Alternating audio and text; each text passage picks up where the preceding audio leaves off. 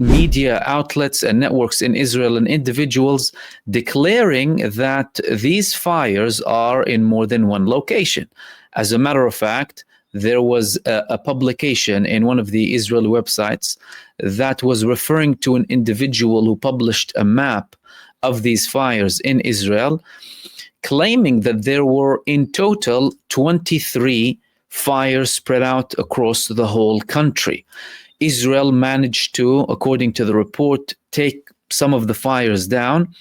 However, the majority of them, they were not taken down, especially the ones in Jerusalem. Now, Israel had to take severe measures after these fires, canceling the Independence Day, no more celebrations.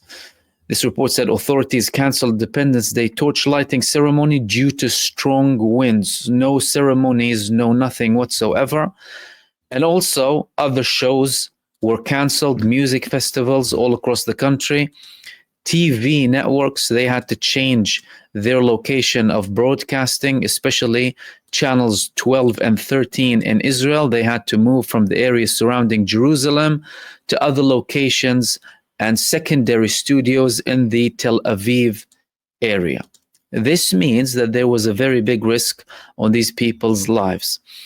Like I said, over 5,000 acres, Israel reported, burnt since yesterday, still burning, and Israel is still taking severe measures to take them down, asking for help from countries internationally. Now, this isn't the first time that Israel had fire spreading in a large scale. It happened in 2010. And at the time, Israel declared that they arrested people who were in charge of setting these fires. Now, you might ask, why would people want to set up fires inside of Israel? Well, as you can see from the past 18 months, many people have many reasons to start fires in Israel. Israel has been conducting a genocide in Gaza. Many people are not pleased with the government and the politicians and everything in the state. So they take it out in cases like this by lighting up fires, setting fires in the country. Now, the fact that this fire started on Israel's 77th Independence Day shows that, well, someone must have been behind this, right? 77th, you're going to celebrate. We're not going to let you celebrate. Instead, we're going to burn the whole country down. Now, Benjamin Netanyahu, the prime minister, is officially declaring that people are arrested. There was this report here in Ynet saying that Netanyahu claiming that 18 were arrested on suspicion of arson and that the police were surprised. Now there's a lot of criticism in relation to the police. People are saying, well, you haven't been prepared. We already had situations like this before. Why are you saying that you were surprised?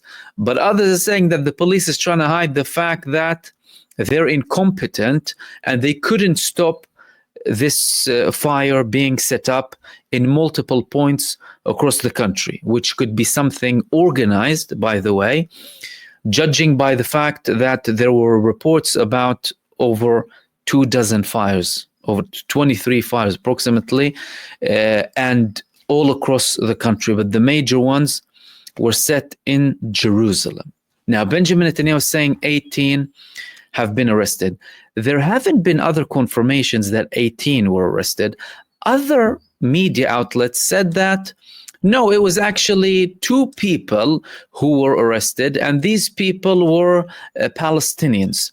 So Palestinians who live in next to Jerusalem. Some of them would have Israeli nationality and others from nearby locations. Okay, so there's a confirmation that people were held because, okay, they started the fire. All right, what are they going to do about the people who actually set up the... Firstly, they need to confirm. According to Netanyahu, one of them has been arrested during the process. He was actually trying to set up the fires, and he was arrested during the process of setting this up. But the police haven't released a confirmation yet that this is actually true. Benjamin Netanyahu is potentially trying to show people that we have everything under control.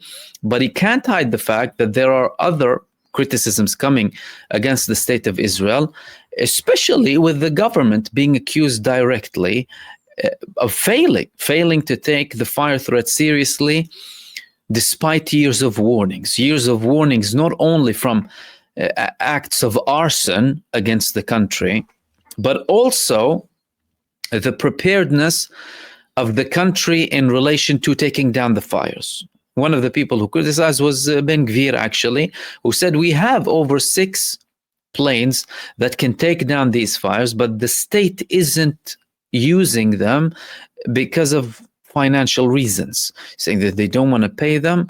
However, the other report that we had was that they needed 1 day of training before they start taking these fires down.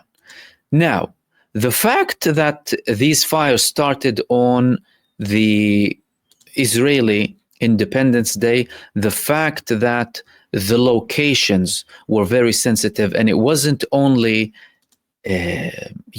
like mountains or whatever, it was actually Israeli bases. Like in this video, you can see here some of the Israeli soldiers, they were videoing themselves running away from the fire in an Israeli base. So clearly, these fires were chosen deliberately in certain locations against the Israeli terror army bases so that they can have a lot of damage against them. And it wasn't just this base here. There was the Israeli museum for one of the army museums inside the state of Israel, like we can see in this video over here.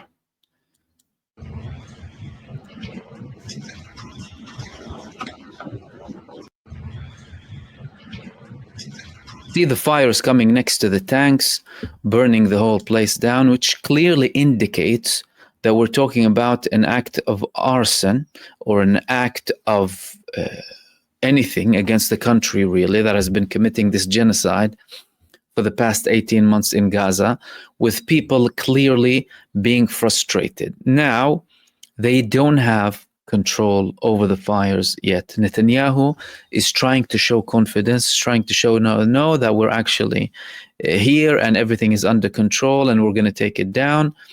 And he was speaking about absolute victory. In his recent speech, Benjamin Netanyahu was starting to talk about the absolute victory in Gaza, the fact that we're not going to stop until we achieve total victory. And there are talks coming from Israel about the complete defeat of Hamas inside the Rafah area, because Israel wants to control the whole area completely.